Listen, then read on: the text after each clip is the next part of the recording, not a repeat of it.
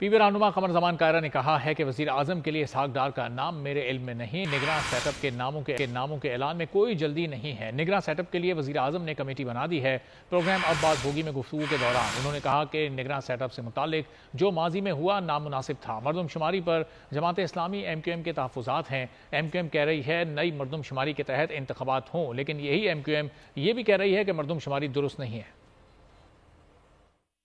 अभी काफी दिन है और कंसल्टेशन के लिए वजीर आजम साहब ने कमेटी बना दी है। वो बाकी जमातों से मशावरत करने के बाद हुकूमती व्यू ले लेंगे और अपोजिशन से मशावरत करके ये उसके करीब जाके अनाउंस किया जाता है ना, पहले तो नहीं कर दिया जाता।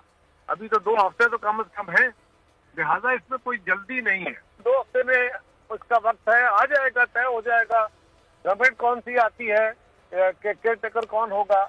जहाँ तक ये सवाल है कि इसहाक डार साहब का नाम तजवीज मेरे इल्म में नहीं है, ऐसी कोई तजवीज अभी तक प्रॉपरली डिस्कस नहीं हुई।